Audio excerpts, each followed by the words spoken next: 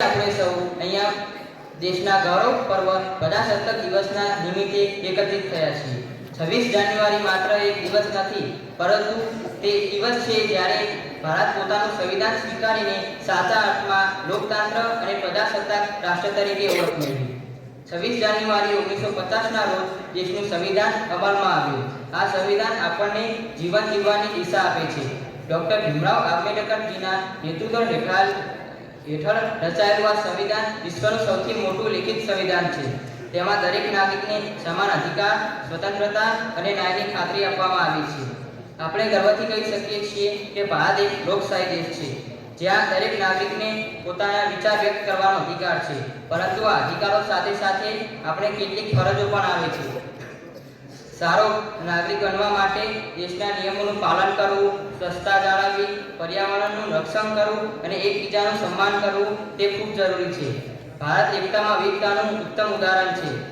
અલગ અલગ ભાષાઓ, ધર્મો, સંસ્કૃતિઓ હોવા છતાં આપણે સૌ એક તિરંગા હેઠળ જીવીએ છીએ। આપણે તિરંગો સાહસ, શાંતિ અને સમૃદ્ધિનું પ્રતીક છે અને અશોક ચક્ર એ આપણને સતત આગળ વધવાની પ્રેરણા આપે છે। આજે જ્યારે દેશની પ્રગતિ તરફ નજર કરીએ તો શિક્ષણ, વિકાસ, ખેલકૂદ અને ટેકનોલોજીના ક્ષેત્રમાં ભારતે નોંધપાત્ર વિકાસ કર્યો છે।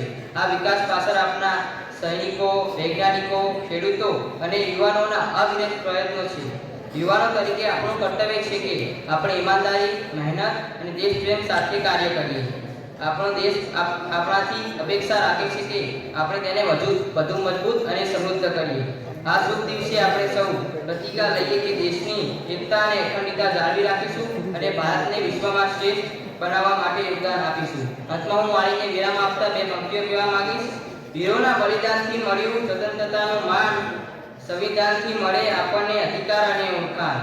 વીરોના બલિદાનથી મળ્યું સ્વતંત્રતાનું માન, સંવિધાનથી મળે આપણને અધિકાર અને ઓળખાણ। 26 જાન્યુઆરી યાદ અપાવે છે ફરજ અને અભિમાન, એકતા, શાંતિ અને પ્રગતિ। એ જ આપણું ભારત મહાન, એ જ આપણું ભારત મહાન। જય હિન્દ, જય ભારત।